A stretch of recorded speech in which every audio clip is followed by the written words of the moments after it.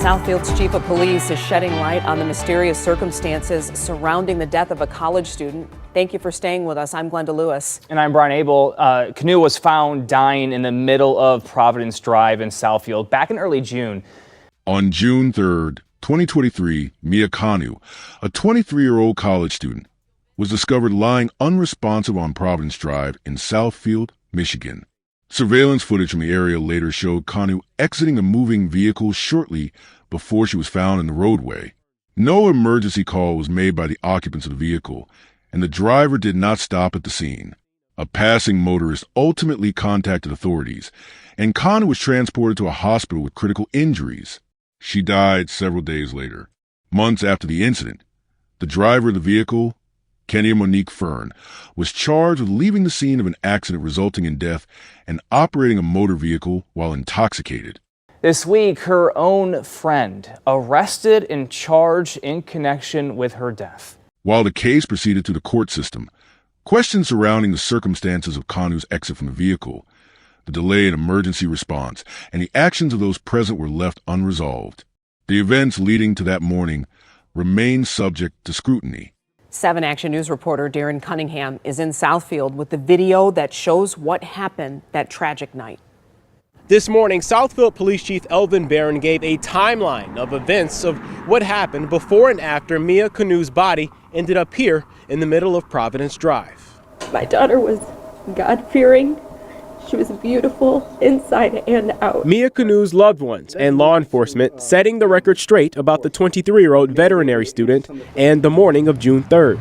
Chief Barron showed this video. He says Mia was a backseat passenger when she fell out of the vehicle. There's no evidence that suggests that Mia jumped from the vehicle. What the evidence suggests is that Mia may be in the process of throwing up.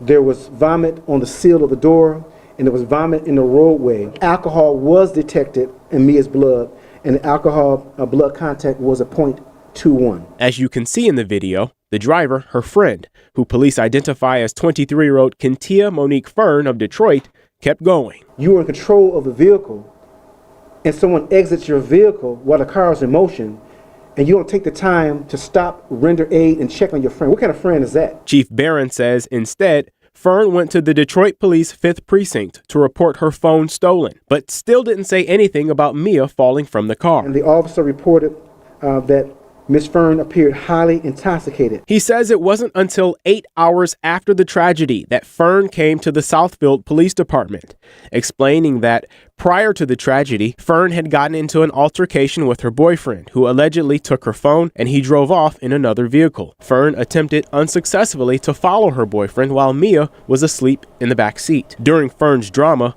Mia fell from the vehicle. Now, Fearn is charged for driving drunk and leaving the scene of the accident, leaving Mia Kanu to die in the roadway. It was a passerby who found Mia in the roadway a few minutes later. Drunk driving is not a joke. And this whole situation boils down to that. Mia's family finds comfort in knowing she donated her organs through the gift of life. Her grandmother says she saved an infant. As for Fearn, she faces up to 5 years in prison if convicted. In Southfield, Darren Cunningham, 7 Action News. Stay with us as we unravel this shocking story and uncover the heartbreaking details of what led to this senseless loss. Before we begin, let us know in the comments, where are you watching from? And what are your thoughts as the story unfolds? Welcome to True Crime Tales, where we reveal the crimes that shock communities and the secrets hidden behind closed doors. These are real people, real events, real consequences. Hit subscribe and turn on notifications. You won't want to miss what's coming next. Now, let's begin. Mia Kanu was a 23-year-old woman residing in the metropolitan Detroit area. She was known to family and peers as a college student focused on building a professional future in veterinary medicine. At the time of her death, she was enrolled as a veterinary student, pursuing formal education with the stated goal of working with animals in a clinical or medical setting. Her academic path required long-term planning, structured coursework, and hands-on training, indicating a commitment to a demanding career track. Mia's long-term career goal was to become a licensed veterinarian. According to those familiar with her plans, she intended to complete her degree, gain professional certification, and eventually work in animal care, potentially in a veterinary clinic or hospital environment. These goals shaped her daily routine, which included balancing school responsibilities with work and social activities during academic breaks. In personal descriptions provided by individuals close to her, Mia was described as socially active and engaged with a small but consistent group of friends.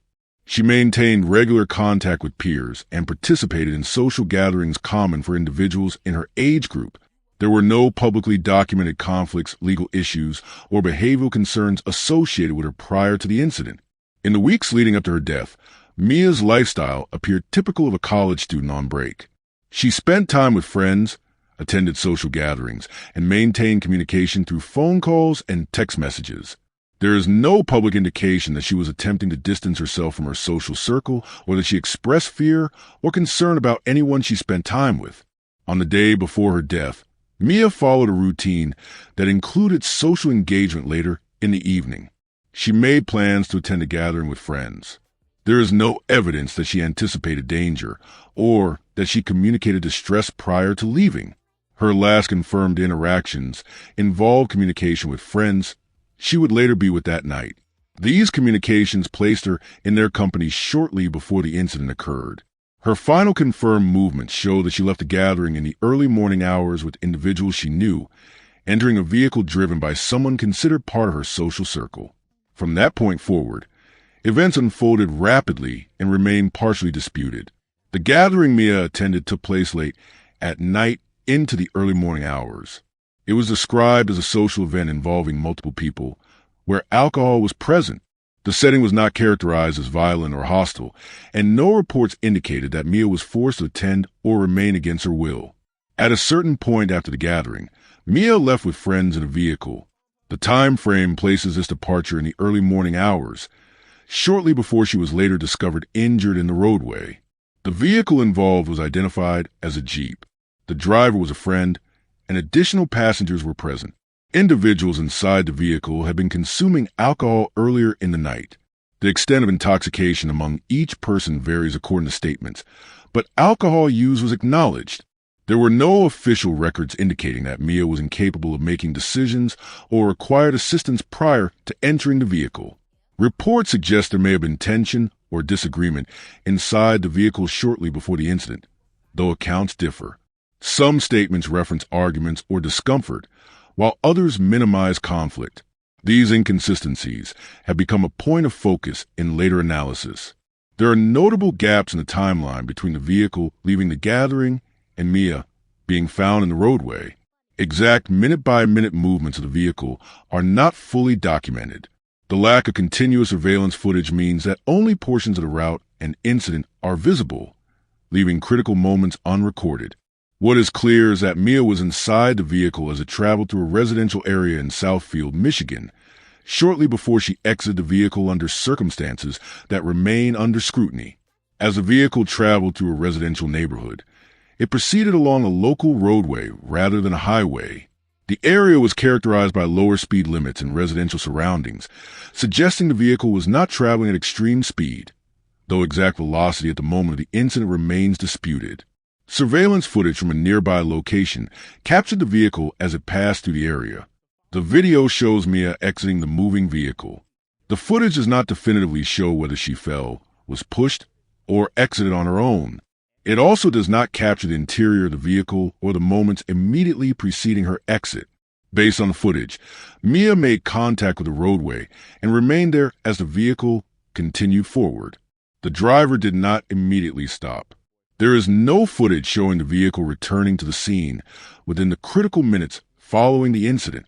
No emergency call was placed by any occupant of the vehicle at that time. Instead, the vehicle continued away from the location. This decision or lack of action became a central issue in later investigations and legal proceedings. Mia remained in the roadway until a passing motorist, not connected to the gathering or the vehicle, encountered her and contacted emergency services. By the time first responders arrived, she had sustained severe injuries. The absence of immediate aid from those who had been with her moments earlier raised questions regarding responsibility, judgment, and potential legal obligations. These questions persisted as investigators worked to reconstruct the timeline and determine whether the incident was purely accidental or involved negligence. In the early morning hours, while most of Southfield, Michigan was quiet, a passing motorist traveling along Providence Drive encountered an unexpected and alarming scene. Lying motionless in the roadway was a young woman later identified as 23-year-old Mia Kanu. She was positioned in the middle of the road, unresponsive, with no visible movement. The motorist immediately stopped and assessed the situation, recognizing the severity of what they were seeing. The individual placed a 911 call to report a person lying in the roadway. During the call, the caller indicated that the woman appeared seriously injured and unresponsive. The caller was not connected to Mia and had not witnessed how she ended up in the road. This call marked the first time emergency services were notified of the situation. There had been no prior reports from anyone who had been with Mia earlier that night. First responders, including police officers and emergency medical personnel, were dispatched to the scene. Upon arrival, they found Mia still lying on the roadway, unconscious, and showing no signs of responsiveness. Officers secured the area to prevent traffic interference and allow emergency personnel to work. The scene itself was notably absent of any individuals claiming involvement or providing immediate explanations for how Mia came to be there. Emergency medical responders conducted an initial assessment on site. Mia was found to have suffered significant injuries, particularly to her head. She was not responsive to verbal commands or physical stimuli. Her condition was immediately classified as critical. No defensive injuries or obvious signs of a secondary vehicle collision were apparent at the scene during the initial evaluation. Road conditions at the time were dry, and visibility was relatively clear. There was no indication that weather conditions played a role in the incident. The road was not heavily trafficked at that hour, which likely contributed to the delayed discovery. Street lighting in the area provided partial illumination, enough for surveillance cameras to capture activity, but limited in clarity for fine detail. Notably absent from the scene was the vehicle that had been captured on surveillance footage earlier. No damaged vehicle was present, and no driver had returned to the location. This absence immediately raised questions for investigators, as it indicated that whoever had been involved in Mia's last moments was no longer there when help arrived. Given the severity of Mia's condition, emergency responders transported her by ambulance to a nearby hospital. During transport, life-saving measures were administered, and medical staff were alerted in advance to prepare for a critical trauma patient. Upon arrival at the hospital, Mia was taken directly to the emergency department and later to intensive care. Medical staff documented extensive head trauma, consistent with a high-impact injury. She remained unresponsive throughout the initial evaluation. Diagnostic imaging was conducted to assess the extent of her injuries, including scans of the brain. The results showed catastrophic brain injury. There was no evidence that Mia had regained consciousness at any point following her arrival. Medical professionals determined that she had no meaningful neurological response. Given the severity of the damage, her prognosis was extremely poor. Life support was initiated to maintain vital functions. Machines assisted with breathing and circulation, while doctors conducted further neurological assessments. These assessments were aimed at determining whether there was any measurable brain activity. Multiple evaluations were conducted over a period of time to confirm findings. Despite continued monitoring, tests indicated the absence of brain activity. Physicians concluded that the injuries were not survivable and that recovery was not possible. This determination was made following established medical protocols and repeated confirmation. The time frame between the incident and Mia's death spanned several days. During this period, she remained on life support while medical teams continued evaluations and communicated findings to her family. There was no change in her neurological status during this time. Eventually, Mia was legally declared dead based on medical criteria. Her family was faced with end-of-life decisions following this declaration. After being informed of the medical conclusions, the family made the decision to discontinue life support. Now to the case of a college student from Southfield who was seriously hurt while home on summer break, and then she later died at the hospital. Police are now investigating the case as a homicide. Terrell Bailey spoke with police and the victim's mother. He joins us with more from the Southfield Police Department. Everybody loved Mia. Everybody would always ask when Mia was coming home when she was at school. Like, she was that girl. 23-year-old Mia Kanu had her whole life ahead of her. Studying to be a veterinarian at Tennessee State, recently she was back in town for summer break. Southfield police say on June 3rd around 4:30 in the morning, a passerby discovered Mia laying along Providence Drive in front of the Coach House Apartments. Her mother tells me police told her Mia was ejected from a car hours prior. There was no deformities, no disfigurements, nothing of that magnitude that at that point in time that would imply any types of assault. Police did confirm to us that Mia did have some level of abrasions on her body when she was found. According to her mother, family did see her before she went out that night. She did come home after work and grab a pair of socks from her sister at around 11 p.m.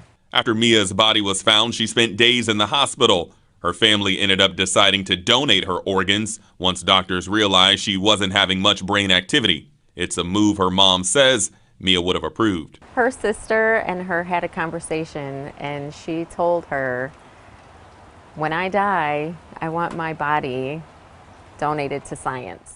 Police say Mia's friends that were in the car with her that night are cooperating with the investigation. As of now, we don't have any evidence that will suggest another vehicle struck her. For Mia's family, they're now left with several questions and no answers. Their biggest one, why? I was told nobody called 911. Nobody reached out to anybody. And that speaks volumes. Now, police continue to investigate. They tell me they're awaiting to hear back from the medical examiner's office to determine Mia's official cause of death. As for the family, they tell me they plan to hold a celebration of life for Mia next Friday. For now, reporting in Southfield, I'm Terrell Bailey for CBS News, Detroit. Following her death, Mia's family chose to donate her organs. This decision allowed several recipients to receive life-saving transplants. The donation process was completed according to medical and legal standards, and it marked the final medical chapter of the case. As Mia was being treated in the hospital, investigators began piecing together the physical and digital evidence surrounding the incident. One of the most significant pieces of evidence was surveillance footage obtained from nearby cameras. The video showed Mia exiting or being ejected from a moving vehicle shortly before she was found in the roadway. The footage confirmed the approximate time of the incident and the direction of travel of the vehicle.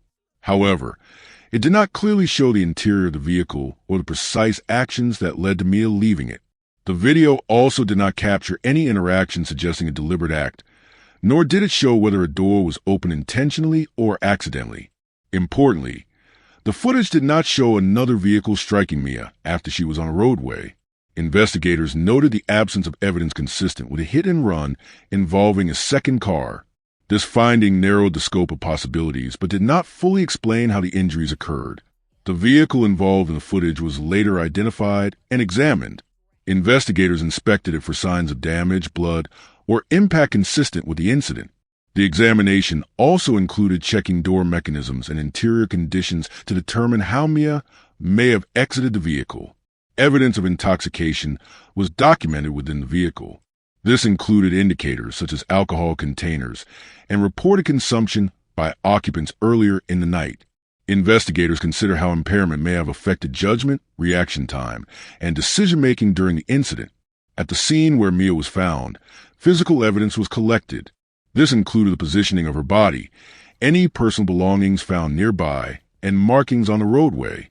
These details were used to estimate how long she may have been there before discovery and whether the scene had been disturbed. Using all available evidence, investigators attempted to reconstruct a timeline.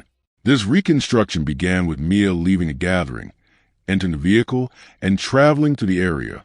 It included the moment captured on surveillance footage, the period during which she lay undiscovered, and the eventual 911 call by a passing motorist.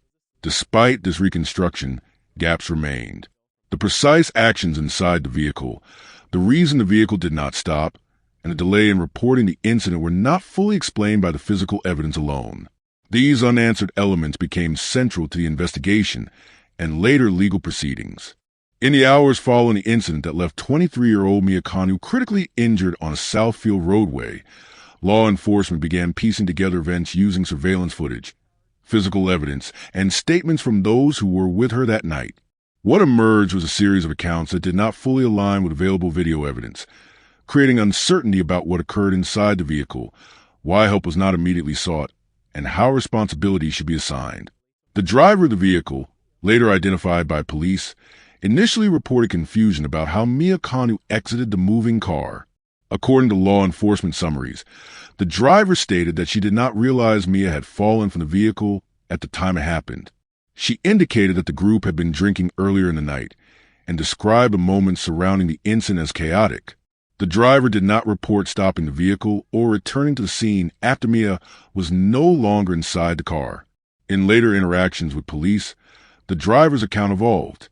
Investigators noted inconsistencies in how the driver described her awareness of Mia's condition and the sequence of events immediately after Mia exited the vehicle.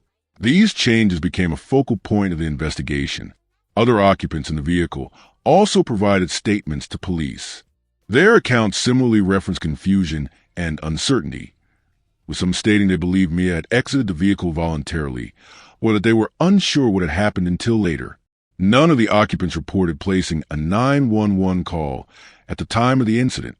Several statements indicated that alcohol consumption had occurred earlier in the evening, which investigators consider when evaluating the reliability of the recollections. Law enforcement noted that while the occupants described panic and confusion, their descriptions did not fully explain the absence of immediate emergency assistance. A consistent theme across statements was a claim that panic influenced decision-making. Occupants described being startled and unsure how to respond. Police reports indicate that this explanation was offered to account for why the vehicle did not stop and why emergency services were not contacted immediately. Investigators evaluated these claims against the timeline established by video footage and call records. The length of time between the incident and the eventual involvement of authorities raised questions about whether confusion alone accounted for the delay. One of the most scrutinized details involved a report of a missing or stolen phone. The driver contacted police later to report her phone missing, an action that occurred before Mia's condition was formally reported by anyone from a vehicle. Law enforcement documented the timing of this report and compared it with the known timeline of events. The decision to report a phone missing while not reporting a critically injured passenger became a significant point of concern for both investigators and prosecutors. Police were not contacted by the driver or occupants immediately following the incident. Instead, emergency services were alerted by a passerby who discovered Mia lying in the roadway.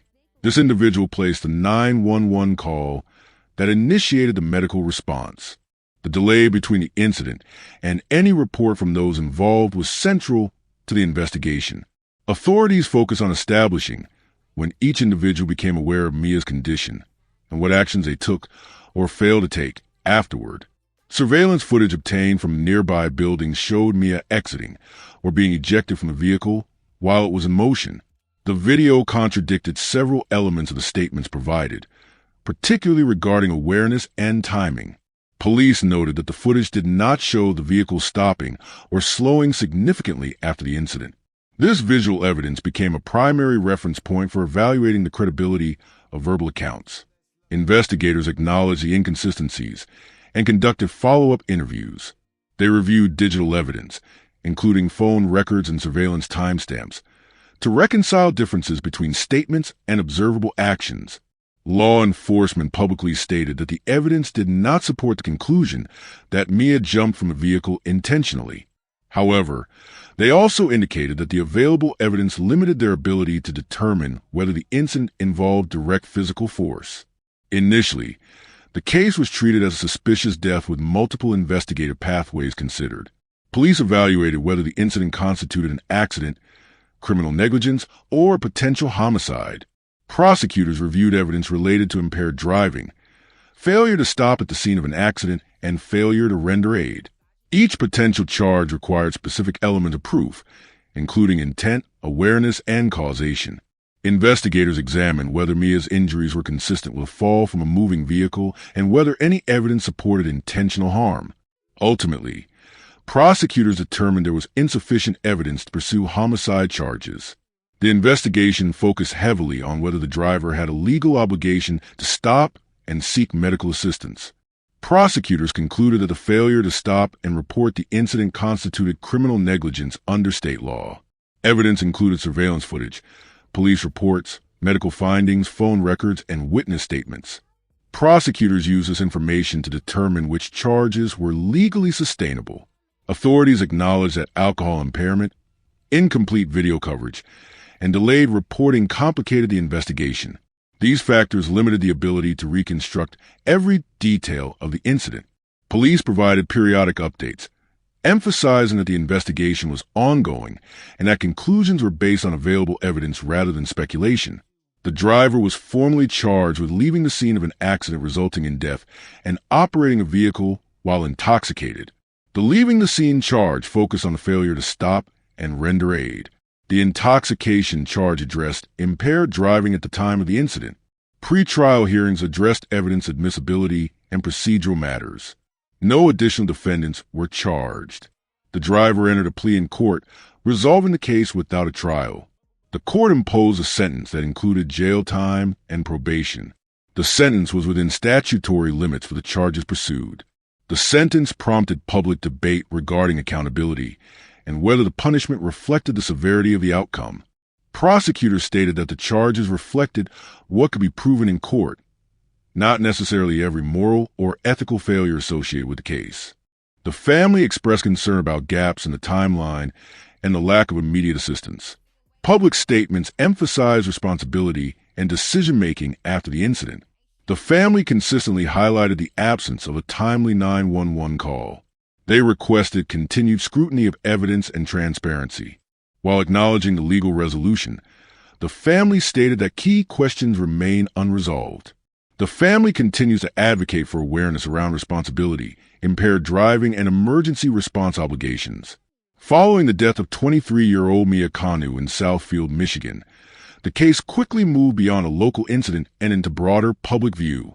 Initial reporting began at the local level, focusing on the discovery of a young woman in the roadway during the early morning hours and the unusual circumstances surrounding how she ended up there.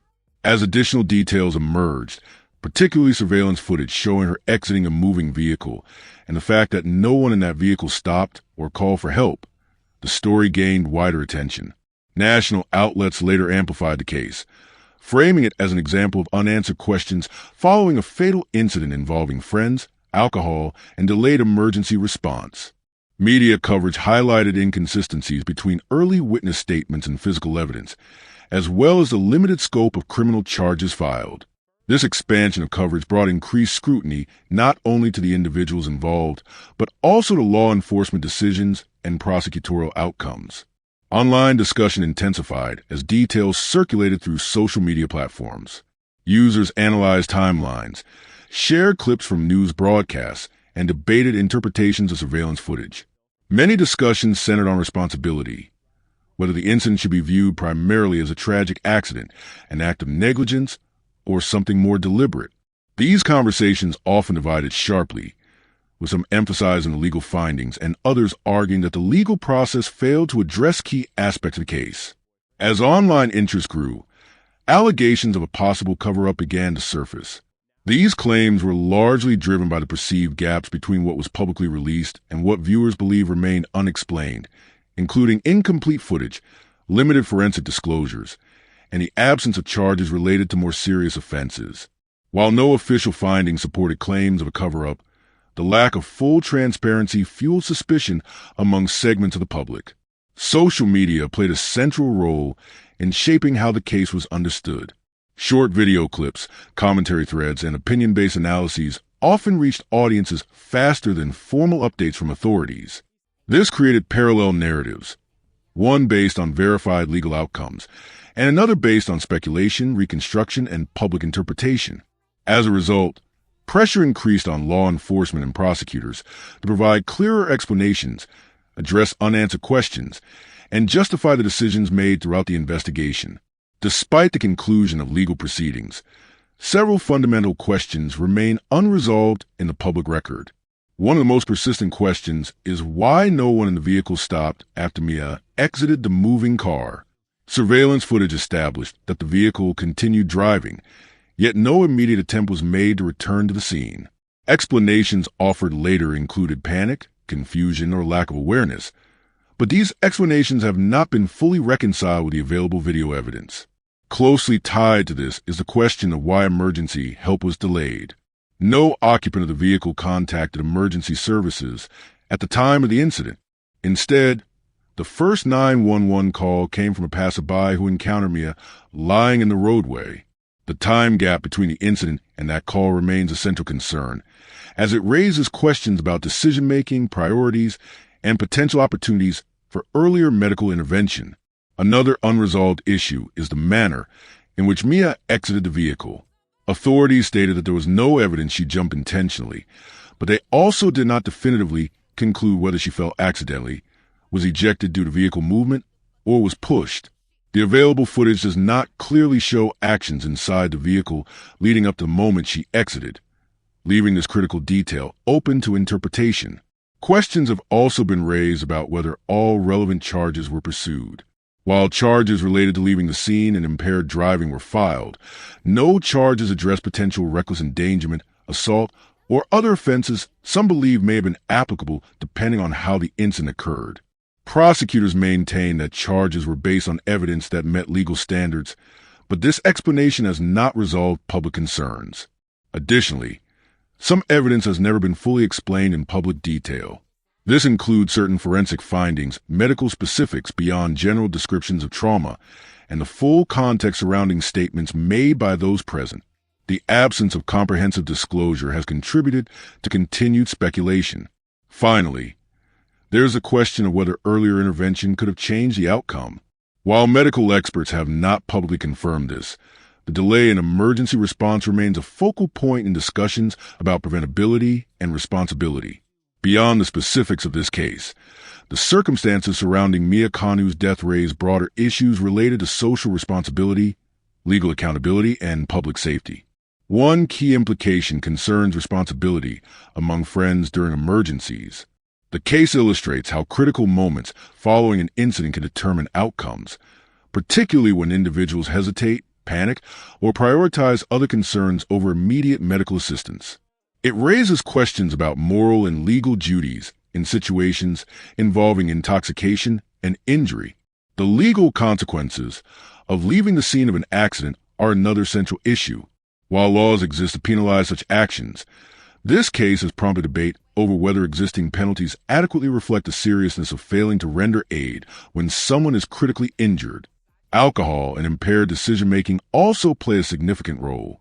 The case demonstrates how intoxication can affect judgment, reaction time, and the ability to assess emergencies, leading to decisions with irreversible consequences.